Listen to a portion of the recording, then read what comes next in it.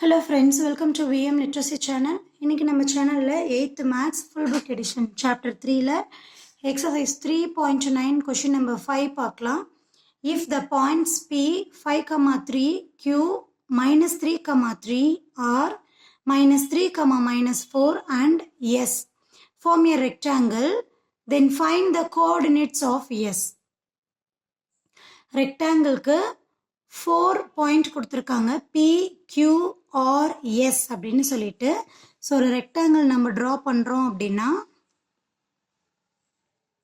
4 எட்ஜஸ்க்கான point P, Q, R, S. So இங்கே P, Q, Rக்கு நமக்கு பாயிண்ட் அவங்களே கொடுத்துட்டாங்க. எஸ்ஸுக்கான பாயிண்ட் வந்து நாம் XY நாம் ஃபைண்ட் பண்ண போகிறோம். ஓகேவா, இங்கே கொடுத்துருக்கக்கூடிய பாயிண்ட்ஸை கிராஃப் ஷீட்டில் பாயிண்ட் பண்ணி அப்ராக்சிமேட்டாக எஸ்ஸோடைய வேல்யூ என்னவா இருக்கும் அப்படின்னு சொல்லி நம்ம ஃபைண்ட் பண்ணலாம். Given point P 5, 3, Q minus 3, 3, R minus 3, minus 4.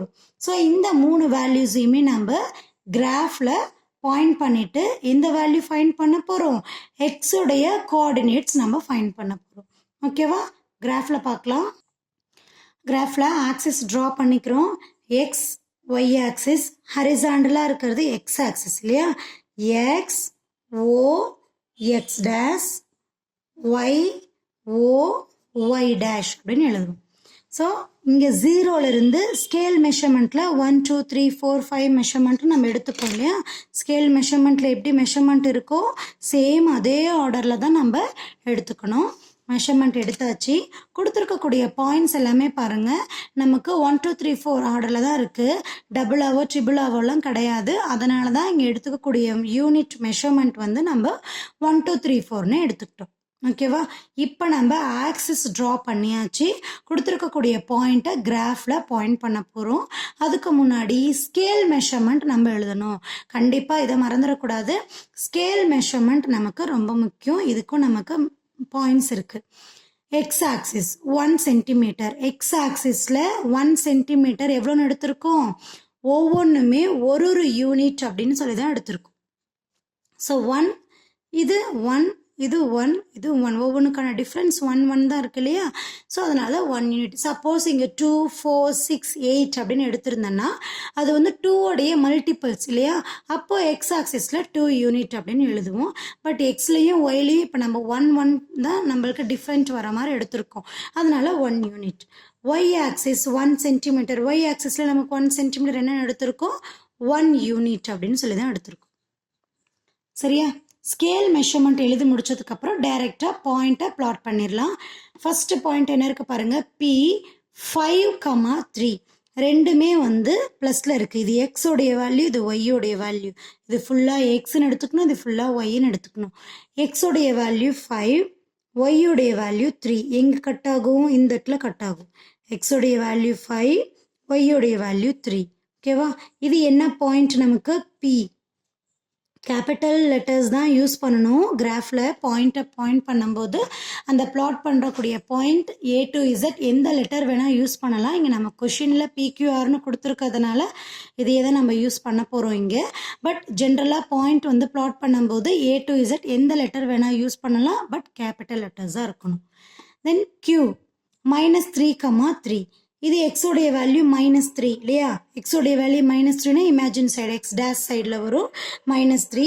ஒய்யோடைய value +3. இது ரெண்டுமே கட் ஆகக்கூடிய பாயிண்ட் இந்த இடத்துல.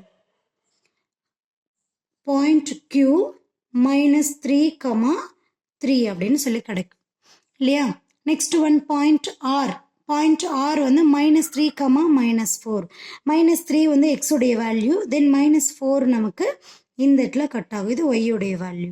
-3, -4 இது வந்து நமக்கு ஆருடைய வேல்யூ இல்லையா.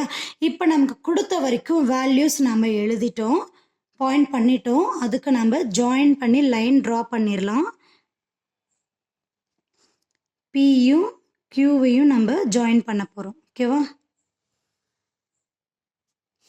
ஜாயின் பண்ணிட்டோம். தென் கியூவையும் ஆரையும் ஜாயின் பண்ண போகிறோம். நமக்கு இது ரெக்டாங்கிள் அப்படின்னு தெரியும். ரெக்டாங்கிளுக்கு opposite two sides are equal இல்லையா? ஆப்போசிட் டூ சைட்ஸ் ஆர் ஈக்குவல்னா இந்த சைடில் என்ன மெஷரிங் இருக்கோ அதுதான் இந்த சைடில் நமக்கு கிடைக்கும்.